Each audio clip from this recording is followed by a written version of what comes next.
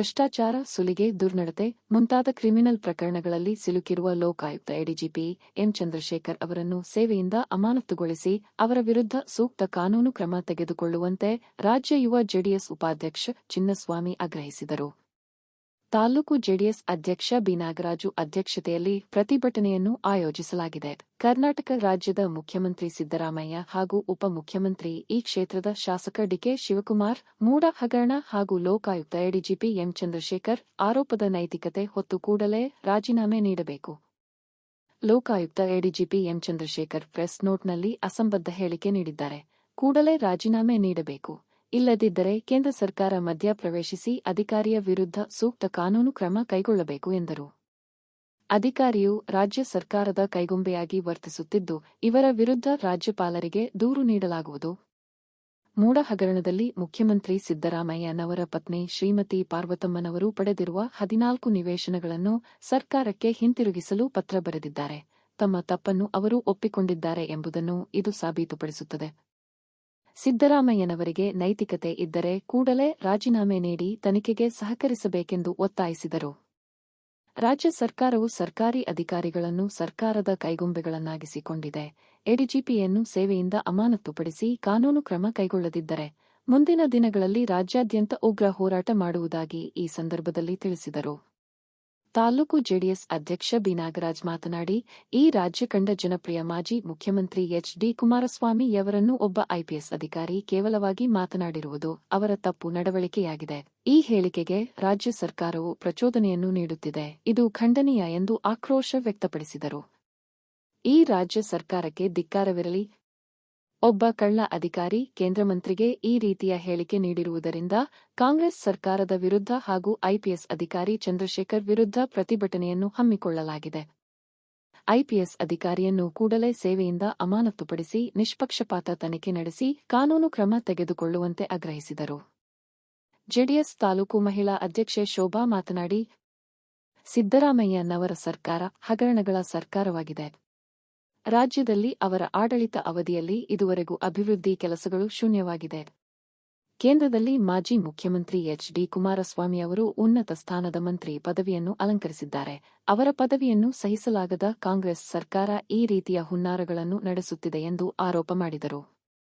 ಕುಮಾರಸ್ವಾಮಿ ವಿರುದ್ಧ ಹಗುರವಾದ ಹೇಳಿಕೆ ನೀಡುತ್ತಿರುವ ಐಪಿಎಸ್ ಅಧಿಕಾರಿ ಚಂದ್ರಶೇಖರ್ಗೆ ರಾಜ್ಯ ಸರ್ಕಾರವೇ ಕುಮ್ಮಕ್ಕು ನೀಡುತ್ತಿದೆ. ಕಾಂಗ್ರೆಸ್ ಸರ್ಕಾರವು ಮೋಸದಿಂದ ಅಧಿಕಾರಕ್ಕೆ ಬಂದು ರಾಜ್ಯದ ಜನತೆಗೆ 5 ಗ್ಯಾರಂಟಿ ಯೋಜನೆಗಳನ್ನು ತೋರಿಸಿ 1 ಯೋಜನೆಯನ್ನು ಬಿಟ್ಟರೆ ಉಳಿದ 4 ಯೋಜನೆಗಳು ಹಳ್ಳ ಹಿಡಿಯುವಂತೆ ಮಾಡಿ ಅದರಿಂದ ಬರುವಂತಹ ಹಣವನ್ನು ಲೂಟಿ ಮಾಡುತ್ತಿದ್ದಾರೆ ಎಂದು ಆರೋಪಿಸಿದರು. ಸಂವಿಧಾನದಲ್ಲಿ ಜನಪ್ರತಿನಿಧಿಗೆ ಒಂದು ನ್ಯಾಯ, ಜನಸಾಮಾನ್ಯರಿಗೆ ಒಂದು ನ್ಯಾಯ ಇಲ್ಲ. ಡಾ. ಬಾಬಾ ಸಾಹೇಬ್ ಅಂಬೇಡ್ಕರ್ ಬರೆದಿರುವ ಸಂವಿಧಾನ ಎಲ್ಲರಿಗೂ ಒಂದೇ ಕಾನೂನನ್ನು ನೀಡಿದೆ. ಚುನಾವಣೆಯಲ್ಲಿ ಗೆದ್ದು ಅಧಿಕಾರಕ್ಕೆ ಬಂದು ಜನಸಾಮಾನ್ಯರಿಗೆ ಪ್ರಯೋಜನವಾಗುವ ಯಾವುದೇ ಯೋಜನೆಗಳನ್ನು ಮಾಡಿಲ್ಲ. ಪ್ರತಿಯೊಂದು ವಸ್ತುಗಳ ಬೆಲೆ ಏರಿಕೆ ಮಾಡಿ ಸಾಮಾನ್ಯ ಜನರ ಬದುಕು ಬೀದಿ ಪಾಲಾಗಿದೆ ಎಂದು ಆಕ್ರೋಶ ವ್ಯಕ್ತಪಡಿಸಿದರು. ಜೆಡಿಎಸ್ ಮುಖಂಡ ನಲ್ಲಹಳ್ಳಿ ಶಿವಕುಮಾರ್ ಮಾತನಾಡಿ, ಎಡಿಜಿಪಿ ಚಂದ್ರಶೇಖರ್ ಕೇಂದ್ರ ಮಂತ್ರಿ ಎಚ್. ಡಿ. ಕುಮಾರಸ್ವಾಮಿಯವರ ಬಗ್ಗೆ ಹಗುರವಾಗಿ ಪತ್ರದಲ್ಲಿ ಬರೆದಿರುವುದು ಅಕ್ಷಮ್ಯ ಅಪರಾಧವಾಗಿದೆ. ಕಾಂಗ್ರೆಸ್ನವರಿಗೆ ಈ ಹೇಳಿಕೆಯಿಂದ ಖುಷಿ ತಂದಿರಬಹುದು.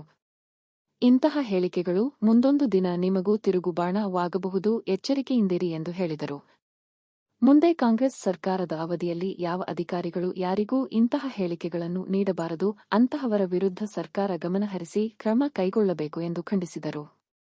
ನಗರಸಭಾ ಸದಸ್ಯ ಸ್ಟುಡಿಯೋ ಚಂದ್ರ ಮಾತನಾಡಿ, ಮೂಡ ಹಗರಣದಲ್ಲಿ ಸಿಲುಕಿರುವ ಮುಖ್ಯಮಂತ್ರಿ ಸಿದ್ದರಾಮಯ್ಯನವರ ಪತ್ನಿ ಶ್ರೀಮತಿ ಪಾರ್ವತಮ್ಮನವರು 14 ನಿವೇಶನಗಳನ್ನು ಸರ್ಕಾರಕ್ಕೆ ಹಿಂದಿರುಗಿಸಲು ಪತ್ರ ಬರೆದಿರುವುದರಿಂದ ಈ ರಾಜ್ಯದ ಮುಖ್ಯಮಂತ್ರಿಗಳು ಕೂಡಲೇ ರಾಜೀನಾಮೆ ನೀಡಬೇಕು. ಈ ರಾಜ್ಯದ ಮಾಜಿ ಮುಖ್ಯಮಂತ್ರಿ, ಕೇಂದ್ರದ ಮಂತ್ರಿಗಳಾದ ಎಚ್. ಡಿ. ಕುಮಾರಸ್ವಾಮಿಯವರ ಬಗ್ಗೆ ಹಗುರವಾಗಿ ಪತ್ರದಲ್ಲಿ ಬರೆದಿರುವ ಐಪಿಎಸ್ ಅಧಿಕಾರಿ ಚಂದ್ರಶೇಖರ್ ಅವರನ್ನು ಈ ರಾಜ್ಯ ಸರ್ಕಾರ ಸೇವೆಯಿಂದ ಅಮಾನತುಪಡಿಸಿ ಗಡೀಪಾರು ಮಾಡಬೇಕು ಎಂದು ಒತ್ತಾಯಿಸಿದರು. ಎಚ್. ಡಿ. ಕುಮಾರಸ್ವಾಮಿ ಅವರನ್ನು ಒಂದು ಪ್ರಾಣಿಗೆ ಹೋಲಿಕೆ ಮಾಡಿರುವುದು ಕಾನೂನಿನಲ್ಲಿ ಅಪರಾಧವಾಗಿದ್ದು, ಅಧಿಕಾರಿ ವಿರುದ್ಧ ತಾಲೂಕಿನಲ್ಲಿ ಪ್ರತಿಭಟನೆಯನ್ನು ನಡೆಸುತ್ತಿರುವಾಗಿ ತಿಳಿಸಿದರು. ಚನ್ನಬಸಪ್ಪ ವೃತ್ತದಿಂದ ಕಾಲ್ನಡಿಗೆಯಲ್ಲಿ ನಗಾರಿ ತಮಟೆಗಳ ಮೂಲಕ ಪ್ರತಿಭಟನೆ ಹೊರಟ ಮುಖಂಡರು ತಾಲೂಕು ಕಚೇರಿ ಮುಂಭಾಗದಲ್ಲಿ ಪ್ರತಿಭಟನೆ ಮಾಡಿ ವಕೀಲ ಜಯರಾಮ್ ಹಾಗೂ ಪಕ್ಷದ ಎಲ್ಲ ಮುಖಂಡರು ತಹಶೀಲ್ದಾರ್ ಮಂಜುನಾಥ್ ರವರಿಗೆ ಮನವಿ ಪತ್ರವನ್ನು ನೀಡಿದರು. ಪ್ರತಿಭಟನೆಯಲ್ಲಿ ಮಾಜಿ ತಾಲೂಕು ಅಧ್ಯಕ್ಷ ಸಿದ್ದಮರಿಗೌಡ, ಮರಳವಾಡಿ ಉಮಾಶಂಕರ್, ಪಂಚಲಿಂಗೇಗೌಡ, ತಿಮ್ಮೇಗೌಡ, ಮುಖಂಡ ಬಿಟಿ ನಾಗರಾಜು, ಕುರುಪೇಟೆ ಲೋಕೇಶ್, ಕಿಟ್ಟಿ ಸಿದ್ದು, ನಾಗರಾಜ್, ಗಣೇಶ್, ಅರಳಾಳು ರಾಜೇಂದ್ರ ಸೇರಿದಂತೆ ಹಲವು ಮುಖಂಡರು ಮತ್ತು ಕಾರ್ಯಕರ್ತರು ಹಾಜರಿದ್ದರು. ಪ್ರತಿಭಟನೆಯ ಅಧ್ಯಕ್ಷತೆ ವಹಿಸಿರ್ತಕ್ಕಂಥ ಸನ್ಮಾನ್ಯ ನಮ್ಮ ತಾಲೂಕು ಅಧ್ಯಕ್ಷರಾದಂತ ನಾಗರಾಜರವರ ಒಂದು ನೇತೃತ್ವದಲ್ಲಿ ಕಲ್ಪನಾ ತಾಲೂಕಿನ ಎಲ್ಲ ಜೆಡಿಎಸ್ ನ ಕಾರ್ಯಕರ್ತ ಬಂಧುಗಳು ಈಗೇನು ಸೇರಿರ್ತಕ್ಕಂಥ ಪ್ರತಿಭಟನೆಯಲ್ಲಿ ಪಾಲ್ಗೊಂಡು ನಮ್ಮ ಪ್ರತಿಭಟನೆಗೆ ಅರ್ಜಿಯನ್ನ ಕೊಡೋದ್ರ ಮುಖೇನ ಏನು ಕರ್ನಾಟಕ ರಾಜ್ಯದ ಮುಖ್ಯಮಂತ್ರಿ ಆಗಿರ್ತಕ್ಕಂಥ ಸನ್ಮಾನ್ಯ ಸಿದ್ದರಾಮಯ್ಯನವರು ರಾಜೀನಾಮೆಯನ್ನು ಕೊಡಬೇಕಾಗ್ತದೆ. ಮತ್ತೆ ಈ ರಾಜ್ಯದ ಉಪಮುಖ್ಯಮಂತ್ರಿ ಆಗಿರ್ತಕ್ಕಂಥ ಡಿ.ಕೆ. ಶಿವಕುಮಾರ್ ಅವರು ರಾಜೀನಾಮೆಯನ್ನು ಕೊಡಬೇಕಾಗ್ತದೆ. ಯಾಕೆ ಅಂತ ಹೇಳಿದ್ರೆ ಈ ಸರ್ಕಾರದಲ್ಲಿ ಏನು ಅಧಿಕಾರದಲ್ಲಿ ಇರ್ತಕ್ಕಂಥ ಅಧಿಕಾರಿಗಳು ರಾಜ್ಯವನ್ನು ಮುನ್ನಡೆಸಬೇಕಾದ್ರೆ ನೀವೇನು ಈ ರಾಜ್ಯದ ಮುಖ್ಯಮಂತ್ರಿಯಾಗಿ ಮುಖ್ಯಮಂತ್ರಿಯಾಗಿ ಕತ್ತೆಯನ್ನ ಕಾಯ್ತಾ ಇದ್ದೀರಾ ಅನ್ನೋ ಪ್ರಶ್ನೆಯನ್ನ ಸಾರ್ವಜನಿಕರ ಪರವಾಗಿ ನಾವು ಕೇಳಬೇಕಾಗ್ತದೆ ಇವತ್ತು. ಯಾಕೆ ಅಂತ ಹೇಳಿದ್ರೆ ಒಬ್ಬ IPS ಅಧಿಕಾರಿ ಒಂದು ಪ್ರೆಸ್ ನೋಟ್ ಅನ್ನ ಮಾಡಿ ಒಂದು ಅಸಂಬದ್ಧ ಹೇಳಿಕೆಯನ್ನ ಕೊಡ್ತಾರೆ ಅಂತ ಹೇಳಿದ್ರೆ ರಾಜ್ಯ ಸರ್ಕಾರ ಏನ್ ಮಾಡ್ತಾ ಇದೆ ಇವತ್ತು? ಒಬ್ಬ ಕೇಂದ್ರ ಸಚಿವರಿಗೆ ಅಸಂಬದ್ಧ ಹೇಳಿಕೆಯನ್ನ ಮಾತನ್ನ ಆಡ್ತಾ ಇದ್ದೀರಿ ಅಂತ ಹೇಳಿದ್ರೆ ಅಧಿಕಾರಿ ಕೂಡಲೇ ರಾಜೀನಾಮೆಯನ್ನ ಕೊಡ್ಬೇಕಾಗ್ತದೆ. ನೀವು ರಾಜೀನಾಮೆ ಕೊಟ್ಟಿಲ್ಲ ಅಂದ್ರೆ ಸಾರ್ವಜನಿಕರ ಹಿತದೃಷ್ಟಿಯಿಂದ ಕೇಂದ್ರ ಸರ್ಕಾರ ಮಧ್ಯ ಪ್ರವೇಶ ಮಾಡಿ ಅಧಿಕಾರಿ ಮೇಲೆ ಸೂಕ್ತ ಕ್ರಮವನ್ನ ತಕೊಂಡು ಅವರೇನು ಇವತ್ತು ಹಿಮಾಚಲ ಪ್ರದೇಶದಲ್ಲಿ ಅವ್ರ ಆಯ್ಕೆ ಆಗಿರ್ತಕ್ಕಂಥ ಅಧಿಕಾರ ಏನು ಅಲ್ಲ ಮಾಡಬೇಕಾಗಿತ್ತು, ಇಲ್ಲಿನ ಕಾಂಗ್ರೆಸ್ ಕೈಗೊಂಬೆ ಆಗಿ ಇಲ್ಲಿ ಅಧಿಕಾರವನ್ನ ಮಾಡಿ ಮುಂದುವರಿಸಿಕೊಂಡು ಬಂದಿದ್ದಾರೆ. ಅವ್ರನ್ನ ಕೂಡಲೇ ರಾಜ್ಯ ಸರ್ಕಾರ ಕ್ರಮ ವಹಿಸಲಿಲ್ಲ ಅಂದ್ರೆ ನಮ್ಮ ಮನವಿ ರಾಜ್ಯಪಾಲರ ಮುಖೇನ ಕೇಂದ್ರ ಸರ್ಕಾರಕ್ಕೂ ಕೊಡ್ತೀವಿ. ಏನು ಕುಮಾರಣ್ಣವ್ರ ಮೇಲೆ ಮಾತಾಡಿರ್ತಕ್ಕಂಥ ಮಾತಿಗೆ ಅವರು ಕ್ಷಮಾಪಣೆಯನ್ನ ಕೇಳಬೇಕಾಗ್ತದೆ. ಸ್ನೇಹಿತರೆ, ಇವತ್ತಿನ ಮೂಲ ಹಗರಣದಲ್ಲಿ ಸನ್ಮಾನ್ಯ ಸಿದ್ದರಾಮಯ್ಯನವರ ಪತ್ನಿ ಏನ ಸೈಟ್ ಅನ್ನ ಸರ್ಕಾರಕ್ಕೆ ವಾಪಸ್ ತಗೊಳ್ಳಿ ಅಂತ ಹೇಳಿ ಪತ್ರವನ್ನು ಬರೆದಿದ್ದಾರೆ ಅಂದ್ರೆ ತಮ್ಮ ತಪ್ಪಿನ ಅರಿವಾಗಿದೆ, ನಾ ತಪ್ಪು ಮಾಡಿದ್ದೀನಿ ಅಂತ ಒಪ್ಕೊಂಡಿರ್ತಕ್ಕಂಥದ್ದು ಇಡೀ ಸಾರ್ವಜನಿಕರಿಗೆ ಗೊತ್ತಾಗಿದೆ. ಅವರು ಏನು ಮೂಡಕ್ಕೆ ವಾಪಸ್ ತಗೊಳ್ಳಿ ಅಂತ ಪತ್ರವನ್ನು ಬರೆದಿದ್ದಾರೆ. ಆದಾದ್ಮೇಲೆ ಸಿದ್ದರಾಮಯ್ಯನವರು ತಪ್ಪು ಮಾಡಿದ್ದಾರೆ ಅನ್ನೋದು ಕೂಡಲೇ ಅವ್ರ ನೈತಿಕತೆಯಿಂದ ಅವ್ರ ನಿಜವಾಗ್ಲೂ ನೈತಿಕತೆ ಏನಾದ್ರು ಇದ್ರೆ ಕೂಡಲೇ ರಾಜೀನಾಮೆ ಕೊಟ್ಟು ತನಿಖೆಗೆ ಸಹಕಾರ ಮಾಡಬೇಕಾಗ್ತದೆ. ಆದ್ರೆ ಯಾವುದೇ ಕಾರಣಕ್ಕೂ ತನಿಖೆ ನಿಲ್ಬಾರ್ದು ಅನ್ನೋದ ಈ ಮಾತನ್ನ ನಾವು ಹೇಳಕ್ ಇಷ್ಟಪಡ್ತೀವಿ. ಏನಿವತ್ತು ಚಂದ್ರಶೇಖರ್ ಅವರು IPS ಅಧಿಕಾರಿಯಾಗಿ ಒಂದು ಕೇಂದ್ರ ಮಂತ್ರಿಗೆ ಲಘುವಾಗಿ ಮಾತಾಡೋದು, ಅಸಂಬದ್ಧ ಹೇಳಿಕೆಯನ್ನ ಕೊಡೋದು, ಯಾವ ಕಾನೂನು ರೀತಿಯಲ್ಲಿ ನಿಮಗೆ ಅಧಿಕಾರವನ್ನು ಕೊಟ್ಟವರು? ಕಾನೂನು ಏನ್ ಹೇಳ್ತದೆ? ಒಬ್ಬ ಅಧಿಕಾರಿ ಪ್ರೆಸ್ ಮೀಟ್ ಮಾಡಬೇಕಾದ್ರೆ, ಪ್ರೆಸ್ ನೋಟ್ ಮಾಡಬೇಕಾದ್ರೆ, ಅಧಿಕಾರ ಚಲಾವಣೆ ಮಾಡಬೇಕಾದ್ರೆ, ಒಬ್ಬ ವ್ಯಕ್ತಿಯನ್ನ ನಿಂದಿಸಬೇಕಾದ್ರೆ ಕಾನೂನು ಏನ್ ಹೇಳ್ತದೆ ಅನ್ನೋದು ಕಾನೂನಿಗೆ ಗೌರವ ಕೊಡಲಿಲ್ಲ ಅಂದ್ಮೇಲೆ ನೀವು ADGP ಆಗಿ ಮುಂದುವರಿಕೆ ಅನಾಲಯಕ್ಕಿದ್ದೀರಿ ಅನ್ನೋ ಮಾತನ್ನ ಕನಕಪುರ ತಾಲೂಕಿನ JDS ಘಟಕ ಖಂಡಿಸ್ತದೆ ಮತ್ತೆ ಅದನ್ನ ವಿರೋಧ ಮಾಡ್ತದೆ. ಕೂಡಲೇ ಆ ವ್ಯಕ್ತಿಯನ್ನ ಏನು ನಮ್ಮ ಕರ್ನಾಟಕ ರಾಜ್ಯದಿಂದ ಉಚ್ಚಾಟನೆ ಮಾಡಿ ಅವ್ರನ್ನ ಸಸ್ಪೆಂಡ್ ಮಾಡಿ ಅವರು ಯಾವ ಜಾಗಕ್ಕೆ ಹೋಗ್ಬೇಕು ಆ ಜಾಗಕ್ಕೆ ಹೋಗ್ಬೇಕಾಗ್ತದೆ. ಮೊದಲನೇದಾಗಿ ಅಸಂಬದ್ಧ ಹೇಳಿಕೆಗೆ ಅವ್ರನ್ನ ಉಚ್ಚಾಟನೆಯನ್ನು ಮಾಡಬೇಕಾಗ್ತದೆ. ಸ್ನೇಹಿತರೆ, ಯಾಕೆಂದ್ರೆ ಇವತ್ತಿನ ಕಾಂಗ್ರೆಸ್ ಸರ್ಕಾರ ಏನು ಕರ್ನಾಟಕ ರಾಜ್ಯದಲ್ಲಿ ಇರ್ತಕ್ಕಂಥ ಎಲ್ಲ ಅಧಿಕಾರಿ ವರ್ಗಗಳನ್ನ ಅವರ ಕೈಗೊಂಡ ರೀತಿಯಲ್ಲಿ ಮಾಡ್ತಾ ಇದ್ದಾರೆ. ಇವತ್ತು ನಾವು ನೋಡ್ತಾ ಇದೀವಿ, ಒಂದು ಕೋರ್ಟಿಂದ FIR ಹಾಕಿ ಅಂತ ಹೇಳ್ಬೇಕಾದ್ರೆ 48 ಗಂಟೆಗಳ ಕಾಲ ವಿಳಂಬ ಆಗೈತೆ. ಇದು ಯಾವ ಚಿತಾವಣೆಯಿಂದ ಆಗಿದೆ, ಯಾರ ಚಿತಾವಣೆಯಿಂದ ಆಗಿದೆ ಅನ್ನೋದನ್ನ ನಾವು ಅರ್ಥ ಮಾಡ್ಕೋಬೇಕಾಗ್ತದೆ. ಆದ್ರಿಂದ ನ್ಯಾಯಸಮ್ಮತವಾಗಿ ಈ ತನಿಖೆ ಆಗ್ಬೇಕಂತ ಹೇಳಿದ್ರೆ ಕೂಡಲೇ ಸಿದ್ದರಾಮಯ್ಯನವರು ರಾಜೀನಾಮೆ ಕೊಡಬೇಕು, ಮತ್ತೆ ಮೂಡ ಹಗರಣದಲ್ಲಿ ಅವರು ರಾಜೀನಾಮೆಯನ್ನು ಕೊಟ್ಟು ನಿಷ್ಪಕ್ಷವಾದ ತನಿಖೆಯನ್ನ ಮಾಡಕ್ಕೆ ಸಹಕಾರ ಮಾಡಬೇಕಂತ ಕೇಳ್ಕೊಂಡು ಈ ಎಡಿಜಿಪಿಯನ್ನ ಕೂಡಲೇ ರಾಜ್ಯ ಸರ್ಕಾರ ವಜಾಗೊಳಿಸಬೇಕು, ಇಲ್ಲ ಅಂದ್ರೆ ಕೇಂದ್ರ ಸರ್ಕಾರ ಮಧ್ಯಪ್ರವೇಶ ಮಾಡಿ ಅದಕ್ಕೆ ತಕ್ಕಂತ ಕಾನೂನು ರೀತಿಲಿ ಮಾಡ್ತಾರೆ. ಈ ಒಂದು ಮಾತನ್ನ ನಾವು ಹೇಳ್ತಾ ಇದೀವಿ. ಕಾನೂನು ಎಲ್ಲರಿಗೂ ಒಂದೇ, ಈ ದೇಶದ ಎಡಿಜಿಪಿಗೂ ಒಂದೇ, ಈ ದೇಶದ ಪ್ರಧಾನಮಂತ್ರಿ ನರೇಂದ್ರ ಮೋದಿಗೂ ಒಂದೇ, ಮುಖ್ಯಮಂತ್ರಿ ಸಿದ್ದರಾಮಯ್ಯಗೂ ಒಂದೇ ಈ ಮಾತನ್ನ ನಾನು ಹೇಳಲಿಕ್ಕೆ ಇಷ್ಟಪಡ್ತೀನಿ. ಆದ್ರಿಂದ ಆ ಎಡಿಜಿಪಿಯನ್ನ ಕೂಡಲೇ ಸೇವೆಯಿಂದ ವಜಾ ಮಾಡಬೇಕು. ಅವರು ಕುಮಾರಸ್ವಾಮಿ ಅವ್ರನ್ನ ಕ್ಷಮೆ ಕೇಳಬೇಕು, ಈ ರಾಜ್ಯದ ಜನತೆ ಮುಂದೆ ಕ್ಷಮೆ ಕೇಳಬೇಕು ಅನ್ನೋ ಮಾತನ್ನ ಹೇಳ್ತಾ ಕೂಡಲೇ ಅವರು ಈ ಕ್ರಮವನ್ನು ವಹಿಸಲಿಲ್ಲ ಅಂದ್ರೆ ಮುಂದಿನ ದಿನಗಳಲ್ಲಿ ರಾಜ್ಯ ಮಟ್ಟದಲ್ಲಿ ಜೆಡಿಎಸ್ ಪಕ್ಷದ ವತಿಯಿಂದ ಉಗ್ರವಾದ ಹೋರಾಟವನ್ನ ಮಾಡ್ತೀವಿ ಅಂತ ಹೇಳ್ತಾ ನಮ್ಮ ಅರ್ಜಿ ರಾಜ್ಯಪಾಲರಿಗೆ ಮತ್ತೆ ರಾಜ್ಯ ಸರ್ಕಾರಕ್ಕೆ ಹೋಗ್ಬೇಕು.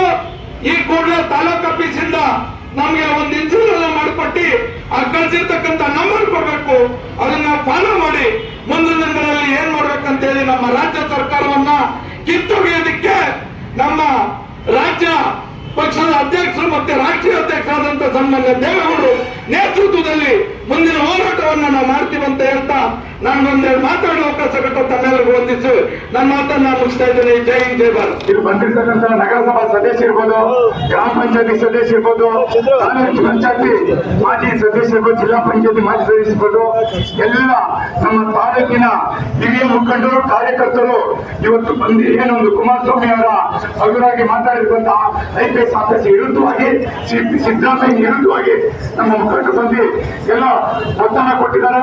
ಅವರಿಗೆ ನಮ್ಮ ಮುಖಂಡರಿಗೆ ನಾಯಕರಿಗೆಲ್ಲ ಧನ್ಯವಾದಗಳನ್ನ ತಿಳಿಸ್ತಾ ಇದ್ದೀನಿ. ಇವತ್ತಿನ ದಿನ ಏನಪ್ಪ ಅಂದ್ರೆ ನಮ್ಮ ರಾಜ್ಯದ ಮಾಜಿ ಮುಖ್ಯಮಂತ್ರಿಗಳು, ಈ ರಾಜ್ಯ ಕಂಡಂತ ನಾಯಕರು, ಕೇಂದ್ರ ಮಂತ್ರಿಗಳ ಕುಮಾರಣ್ಣವರ ಬಗ್ಗೆ ಕೇವಲವಾಗಿ ಒಬ್ಬ IPS ಆಫೀಸರು ಏನು ಕುಮಾರಣ್ಣ ಕಾಲಿನ ಕೆಳಗೆ ಕೆಲಸ ಮಾಡಿರುವಂತೇನು ಇವತ್ತು ಕುಮಾರಣ್ಣನವರಿಗೆ ಹಗುರವಾಗಿ ಮಾತಾಡಿದ್ದಾನೆ. ಯಾಕಪ್ಪ ಅಂದ್ರೆ ಅದು ಪ್ರಚೋದನೆ ಕೊಡ್ತಾ ಇರೋದು ಕಾಂಗ್ರೆಸ್ನವರು. ನೀನು ಮಾತಾಡೋ ನಾವಿದ್ದೀವಿ, ಯಾರು ಏನು ಮಾಡಕ್ಕಾಗಲ್ಲ ಅಂತ ಕಾಂಗ್ರೆಸ್ ಪ್ರಚೋದನೆ ಕೊಡ್ತಾರೆ. ಅವರಿಗೆ ನಾವು ಧಿಕ್ಕಾರವನ್ನ ಇವತ್ತು ಹೋಗಿದ್ದೀವಿ, ಈ ರಾಜ್ಯದ ಮುಖ್ಯಮಂತ್ರಿ ಧಿಕ್ಕಾರವನ್ನ ಹೋಗಿದ್ದೀವಿ ಅಂತ ಹೇಳ್ತಾ ಇವತ್ತು ಕುಮಾರಸ್ವಾಮಿಗೆ ಹಗುರವಾಗಿ ಮಾತಾಡಿದ್ದೆ ಎಡಿಜಿಪಿ ಒಬ್ಬ ಕೋಟಂಟಿನ ಮಗ, ಏಟ್ಪಾಟಿನ ಮಗ ಅಂತ ಇವತ್ತು ನಾವು ಇವತ್ತು ಹೇಳ್ತಾ ಇದ್ದೀವಿ. ಇವತ್ತು ಒಬ್ಬ ಅಧಿಕಾರಿ ಕಳ್ಳ, ಒಬ್ಬ ಅಧಿಕಾರಿ ಒಬ್ಬ ಮಾಜಿ ಮುಖ್ಯಮಂತ್ರಿ ಮುಖ್ಯಮಂತ್ರಿ ಬಗ್ಗೆ ಹಗುರವಾಗಿ ಮಾತಾಡ್ತಾನೆ ಅಂದ್ರೆ ಅವನು ಯಾವ ಲೆಕ್ಕಕ್ಕಿದ್ದಾನೆ? ಒಬ್ಬ ಕಾಂಗ್ರೆಸ್ಗೆ ಒಬ್ಬ ನಾಯಿ ತರ ಇವತ್ತು ಕುಂಡಿಸ್ಕೊಂಡಿದ್ದಾರೆ. ಇವತ್ತು ಮಾತಾಡ್ಬೇಕಾದ್ರೆ ಅವ್ರಿಗೆ ಅಷ್ಟೀಗ ಬರ್ಬೇಕಾದ್ರೆ ಕಾಂಗ್ರೆಸ್ ಅಧಿಕಾರ ಇದೆ, ನೀವು ಮಾತಾಡುವಂತ ಹೇಳಿದ್ರೆ ಕಾಂಗ್ರೆಸ್ ಹಿನ್ನೆಲೆಯಲ್ಲಿ ಈ ರಾಜ್ಯದ ಮುಖ್ಯಮಂತ್ರಿ ಮೂಡ ಏನು ಮೈಸೂರು 4,000 ಕೋಟಿ ಏನು 14 ಸೈಟ್ ತಗೊಂಡಿರುವಂತ ಅವರ ಶ್ರೀಮಂತರು ಇವತ್ತು ನಮ್ಮ ತಪ್ಪಾಗಿ ಅಂತ ಒಪ್ಕೊಂಡು ಇವತ್ತು ವಾಪಸ್ಸನ್ನು ಕೊಡ್ತಾ ಇದ್ದಾರೆ. ಅದಕ್ಕೆ ಈ ರಾಜ್ಯಕ್ಕೆ ಇವತ್ತು ಗೊತ್ತಾಯ್ತು ಮುಖ್ಯಮಂತ್ರಿ ನಿಜವಾಗೂ ಕಳ್ಳ, ಅವ್ರ ಮಿಸ್ಟರ್ಸು ಮಾಡಿರುವಂತ ತಪ್ಪನ್ನ ಇವತ್ತು ಈ ರಾಜ್ಯಕ್ಕೆ ಅರಿವಾಗಿದೆ ಅಂತ ತಮ್ಮ ಮುಂದೆ ಹೇಳಕ್ಕೆ ಇಷ್ಟಪಡ್ತಾ ಇದ್ದೀನಿ. ಇವತ್ತು ದಿನ ಏನು ಒಂದು ಕಾಂಗ್ರೆಸ್ ಮತ್ತೆ ಚಂದ್ರಶೇಖರ್ ವಿರುದ್ಧ ನಾವು ಒಳಗಡೆ ಅಯ್ಯಂಗಾರಿಗೆ ಒಂದು ಮೆರವಣಿಗೆಯನ್ನ ಇವತ್ತು ಪತ್ರಿಕರ ಮುಂದೆ ನಮ್ಮ ಪತ್ರಿಕರು ನಮಗೆ ಸಹಕಾರವನ್ನ ಕೊಡ್ತಾ ಇದ್ದಾರೆ. ಅವರಿಗೆ ಬಹಳ ನಮ್ಗೆ ಸಹಕಾರವನ್ನು ಕೊಡ್ತಾರೆ, ನಮ್ಮ ಕೋಲಿಗೆ ಬಂದು ಸಹಕಾರವನ್ನು ಕೊಡ್ತಾರೆ. ಇಲ್ಲಿರತಕ್ಕಂಥ IPS ಈ ರಾಜ್ಯಕ್ಕೆ ಗೊತ್ತಿದೆ, ಅವರು ಮಾತಾಡಬಾರ್ದಾಗಿಂತ ಈ ರಾಜ್ಯದ ಮುಖ್ಯ DGP ಕೂಡ ಇಲ್ಲಿ ಮಾತಾಡಬೇಕು ಅಂತ ಹೇಳಿದ್ದಾರೆ.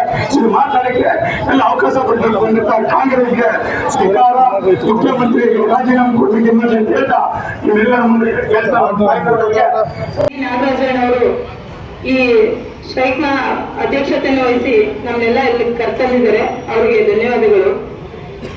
ಮೊದಲನೇದಾಗಿ ಸಿದ್ದರಾಮಯ್ಯನವರ ಸರ್ಕಾರ ಹಗರಣದ ಮಾದರವೇ ಆಗಿದೆ. ಬೆಳಗ್ಗೆ ಎದ್ರೆ ಆ ಮಂತ್ರಿ ಹಗರಣ, ಈ ಮಂತ್ರಿ ಹಗರಣ ಅಂತ ಮಂತ್ರಿಗಳ ಹಗರಣಗಳೇ ಆಯ್ತೆ ಹೊರತು ಅಭಿವೃದ್ಧಿ ಎಂದೂ ಆಗ್ಲಿಲ್ಲ. ಸಿದ್ದರಾಮಯ್ಯ ಸರ್ಕಾರ ಕೇಂದ್ರದಲ್ಲಿ ನಮ್ಮ ಕುಮಾರಣ್ಣವರು ಒಳ್ಳೆ ಉನ್ನತ ಸ್ಥಾನಕ್ಕೆ ಹೋಗಿದ್ದನ್ನ ಸಹಿಸಲಾರದಂತ ಕಾಂಗ್ರೆಸ್ ಸರ್ಕಾರದ ಹಲವು ಮಂತ್ರಿಗಳ ಹುನ್ನಾರದಿಂದ ಈ ತರ ಒಬ್ಬ ADGP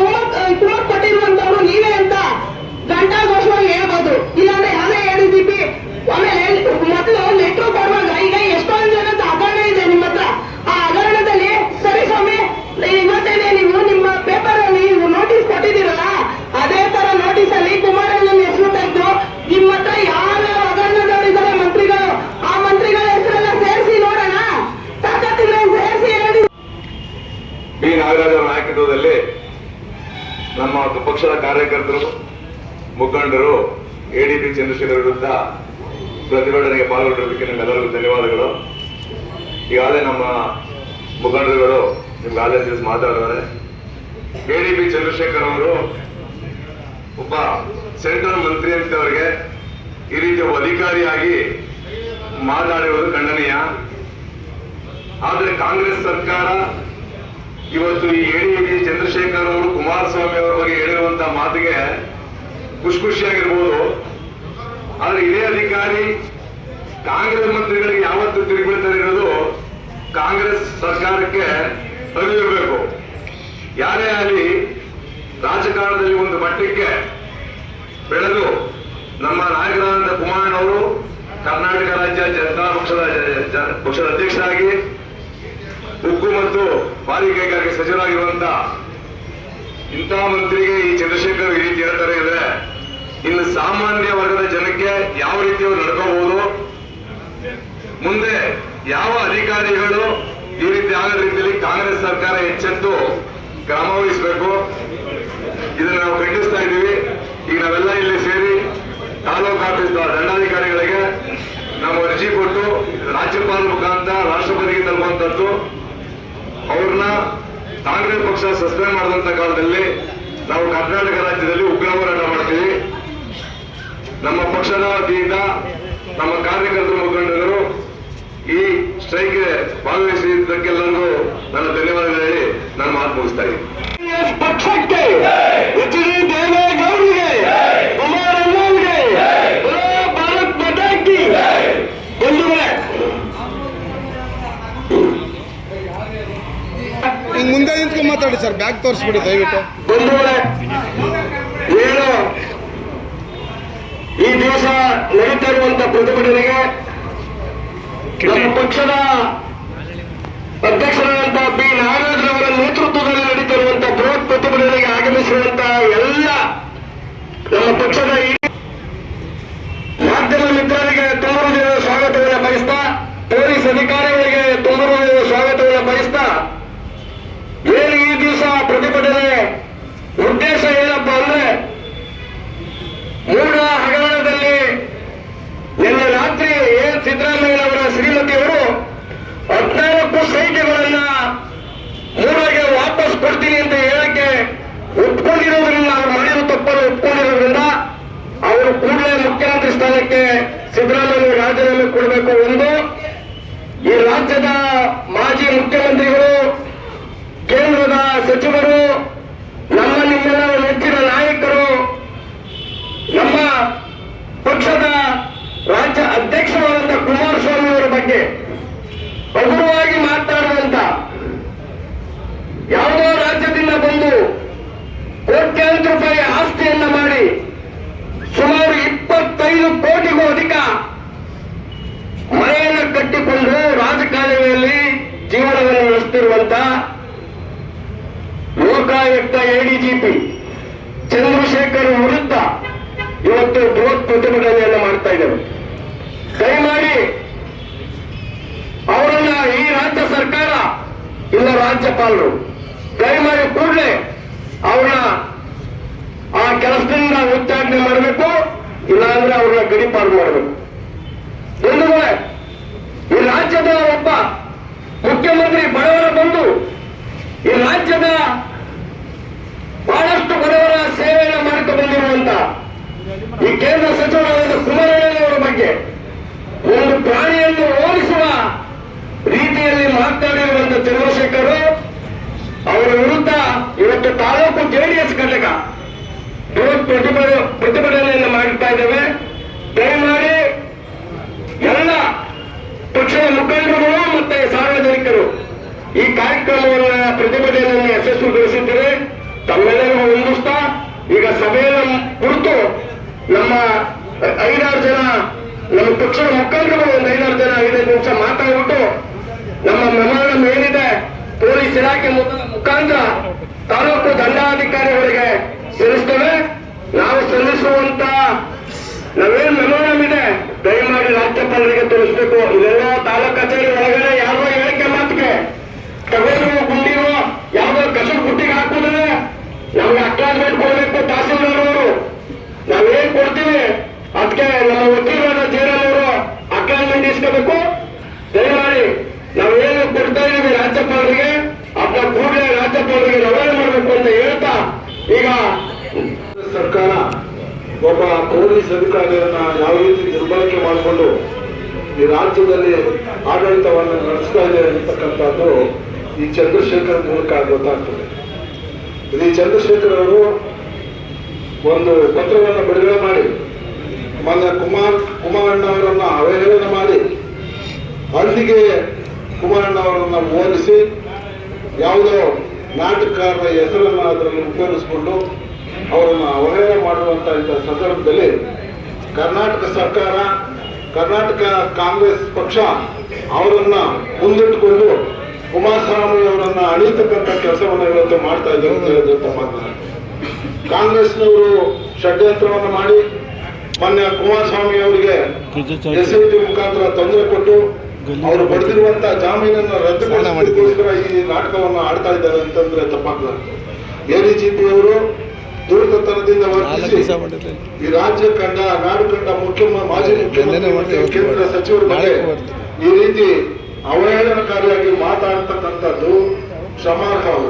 ಆ ಕಾರಣಕ್ಕೋಸ್ಕರ ಕೇಂದ್ರ ಸರ್ಕಾರ ಮತ್ತು ಕರ್ನಾಟಕ ರಾಜ್ಯ ಸರ್ಕಾರ, ಈ ರಾಜ್ಯದ ರಾಜ್ಯಪಾಲರು ಶ್ರೀ ಚಂದ್ರಶೇಖರ್ ಅವರನ್ನ ಇಲ್ಲಿಂದ ಅವರು ಮೂಲ ಎಲ್ಲಿಂದ ಬಂದಿದ್ರು ಹಿಮಾಚಲ ಪ್ರದೇಶಕ್ಕೆ ಅಲ್ಲಿಗಾಗ್ಲಿ ಅವರ ಮೂಲ ಸ್ಥಾನವಾದ ಆಂಧ್ರ ಪ್ರದೇಶಕ್ಕೆ ಕಳಿಸ್ಬೇಕು ಅಂತ ಈ ಸಂದರ್ಭದಲ್ಲಿ ಹೇಳ್ತಾ, ಅವರ ಹೇಳಿಕೆಯನ್ನು ಖಂಡಿಸ್ತಾ ಕರ್ನಾಟಕ ಭ್ರಷ್ಟ ಸರ್ಕಾರ ಇವತ್ತು ರಾಜೀನಾಮೆ ಕೊಡಬೇಕು ಮಾನ್ಯ ಮಂತ್ರಿಯವರು ಅಂತೇಳಿ ಒತ್ತಾಯ ಮಾಡ್ತಾ ಈ ಪ್ರತಿಭಟನೆಗೆ ಬೆಂಬಲ ಕೊಟ್ಟಂತ ತಮ್ಮೆಲ್ಲರಿಗೂ ವಂದಿಸಿ ನನ್ನ ಎರಡು ಮಾತು ಮುಗಿಸ್ತೇನೆ. ಜೈ ಹಿಂದ್.